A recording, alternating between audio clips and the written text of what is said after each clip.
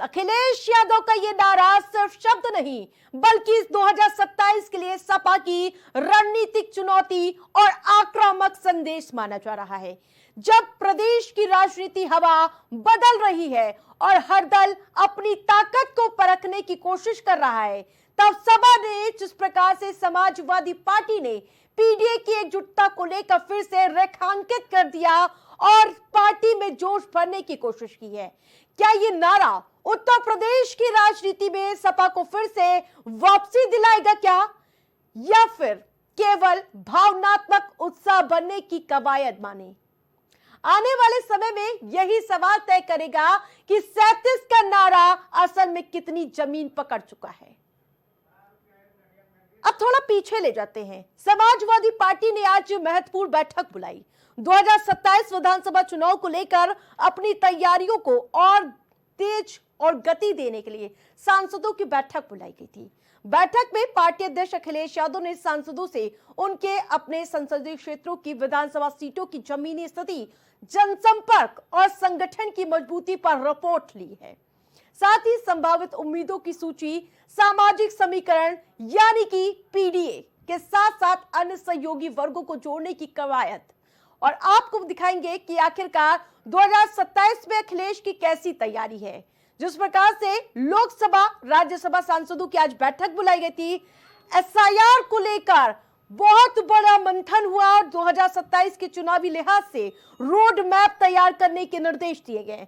स्थानीय मुद्दों पर खासा फोकस नजर आया। इसके अलावा संगठन की मजबूती पर पूरा ध्यान केंद्रित रहा और इसके अलावा सांसदों का रिपोर्ट कार्ड तैयार किया जाएगा और ये रोड मैप तैयार किया गया आज की महत्वपूर्ण बैठक में। वही बैठक से निकलने के बाद कई सांसदों ने प्राइम टीवी से खास बातचीत की, वो सुनना भी जरूरी होता है। राष्ट्रीय अध्यक्ष जी ने आज पार्टी के सभी सांसदों की बैठक बुलाई थी। बैठक में लगभग 2.5 घंटे तक विस्तार से चर्चा हुई। पार्टी ने 2024 में हम सबको सांसद बना करके भेजा है। अब हम सभी सांसदों की जिम्मेदारी है कि 2027 में समाजवादी पार्टी की सरकार बनाएं।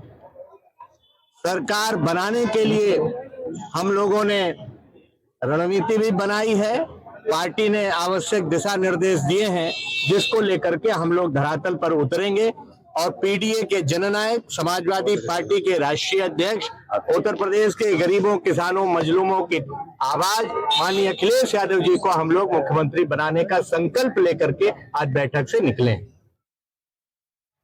सीधा रुक करेंगे सहयोगी शहबाज का, उनसे जानेंगे कि क्या ये नारा है महज, क्या 37-27 जिताने में कामयाबी हासिल दिला पाएंगे शहबाज?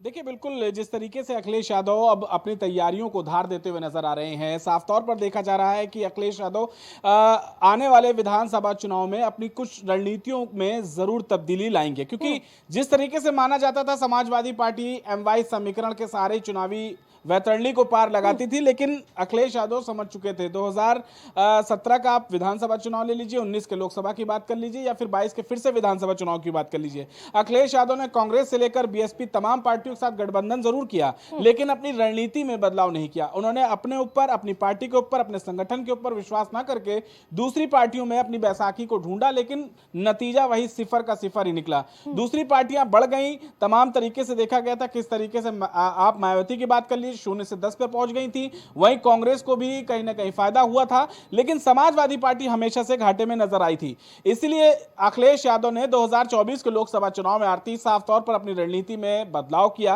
और यह समझा कि इस बार जो इस वक्त की मौजूदा राजनीति है वो किस ओर इशारा कर रही है।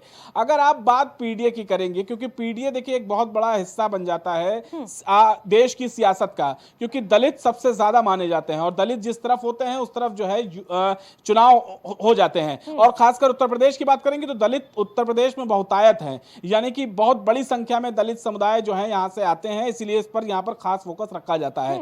अब अखिलेश यादव पीडीए के इतर अब ब्राह्मण वोटर्स पर अपनी नजर बनाए हुए हैं, ब्राह्मणों को अपनी तरफ एकजुट करते हुए नजर आ रहे हैं।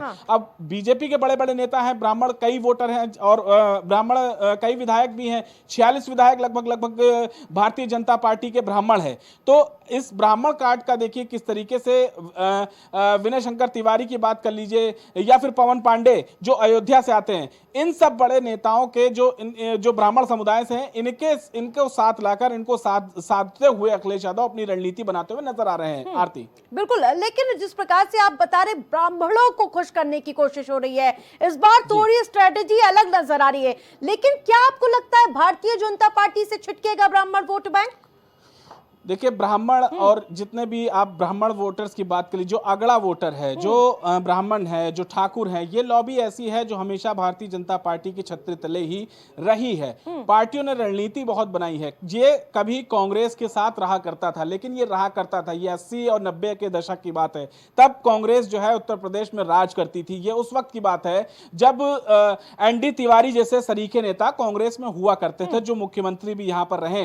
तो ये उस समय की बात है, लेकिन ये इतिहास है आरती। और आप मौजूदा समय की अगर बात देखेंगी तो मौजूदा समय में यहां पर तमाम ऐसे बड़े नेता रहे, चाहे अटल बिहारी वाजपेयी की बात कर लीजिए, उन लोग के आने के बाद से जिस तरीके से बीजेपी का जो ब्राह्मण जो समुदाय था वो बीजेपी की तरफ जो नजर करता हुआ आया कि वो ब्राह्मण समुदाय जो है वो बीजेपी से जुड़ता चला गया।